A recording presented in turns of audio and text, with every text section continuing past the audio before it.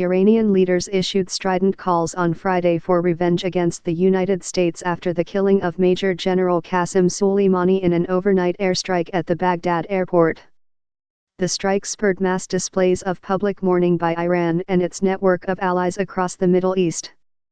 General Soleimani, a powerful strategist who represented Iran's influence across the region, was killed by an American drone at Baghdad airport, in an attack that had been authorized by President Trump and that ratcheted up tensions between Washington and Tehran.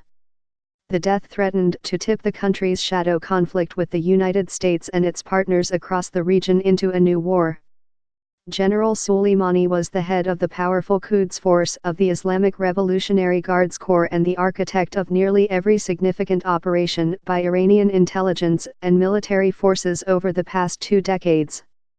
His death is a considerable blow to Tehran, and Iran's supreme leader, Ayatollah Ali Khamenei, called for retaliation on Friday and for 3 days of national mourning. The general's role in organizing and coordinating between Iran's allies across the region meant that his death could have a ripple effect in any number of countries across the Middle East where Iran and the United States compete for influence. The strike was carried out by a MQ-9 Reaper drone that fired missiles on a convoy of vehicles leaving the airport. Several other officials from Iraqi militias backed by Tehran were also killed. This strike was aimed at deterring future Iranian attack plans, the Pentagon said in a statement. The United States will continue to take all necessary action to protect our people and our interests wherever they are around the world.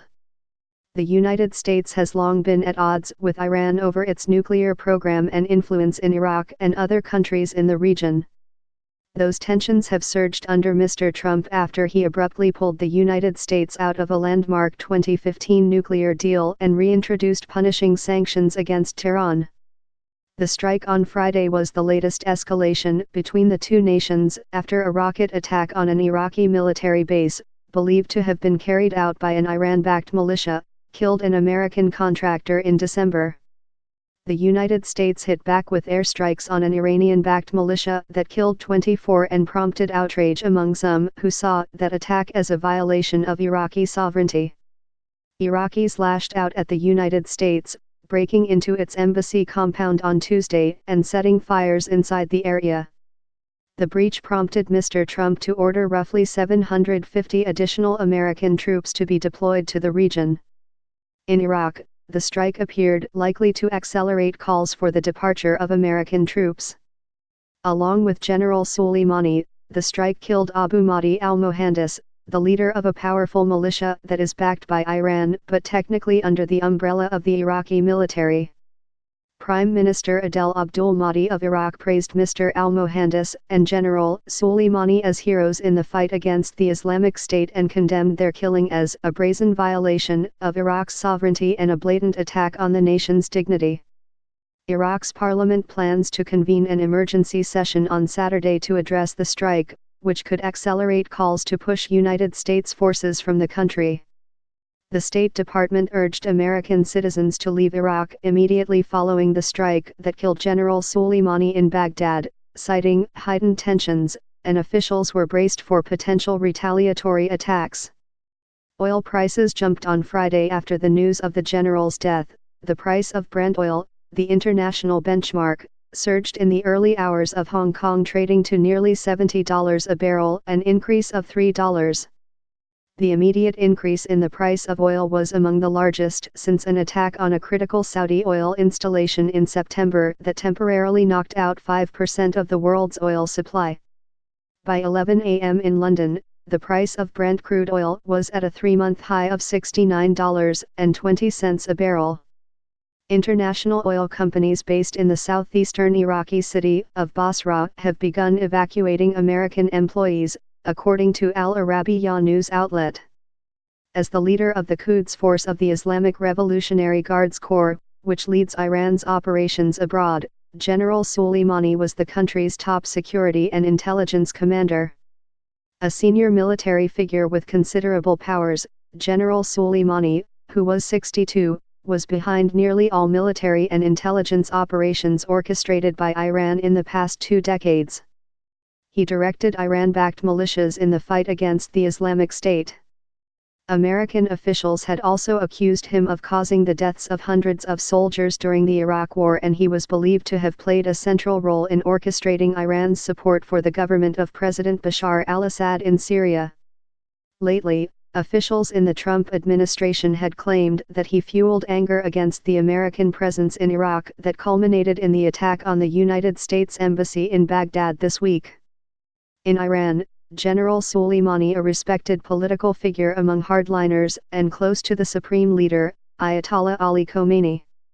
He was described by some officials as the country's de facto second foreign minister. To many Iranians, he was also a war hero, after becoming a commander while he was only in his 20s during the Iran-Iraq War in the 1980s. A polished man of short stature but with considerable charisma, as the journalist Dexter Flynn Kins wrote in a 2013 New Yorker profile, General Soleimani lived in Tehran and had several children. In a speech in 2018, he warned Mr. Trump not to take any military action against Iran.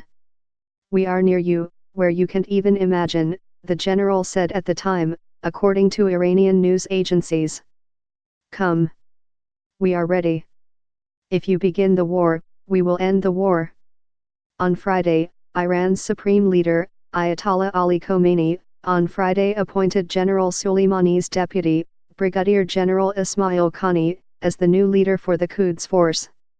The starting point of the recent escalation in tensions between the United States and Iran began with the 2018 decision by President Trump to withdraw from a landmark nuclear agreement with Iran signed in 2015 by the United States, China, Russia, Britain, France, and Germany.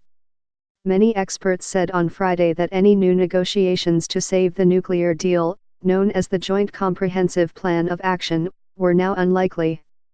The Russian Foreign Ministry called the killing of General Soleimani an adventurous step that will increase tensions throughout the region, according to local news agencies. Soleimani served the cause of protecting Iran's national interests with devotion, the ministry added, using a different spelling for the general's name. A spokesman for the Chinese Foreign Ministry called for restraint on all sides, especially the United States. China has always opposed the use of force in international relations, the spokesman, Geng Shuang, said at a daily news briefing, according to news agencies. Britain's Foreign Secretary, Dominic Raab, called on Friday for a de-escalation in tensions and said that further conflict in the region was not in his country's interest. "We have always recognized the aggressive threat posed by the Iranian Quds Force led by Qasem Soleimani," Mr. Raab said in a statement. "Following his death, we urge all parties to de-escalate." Iran's foreign minister, Mohammad Javad Zarif, a key architect of the nuclear deal, called the American drone strike an act of international terrorism.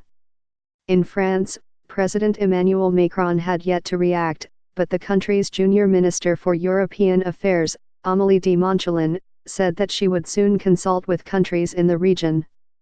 "We have woken up to a more dangerous world," Ms. de Montchalin told French radio, calling for stability and de-escalation. Ben Hubbard, Farnaz Fasahi, Eliane Peltier, Megan Specchia and Katie Edmondson contributed reporting.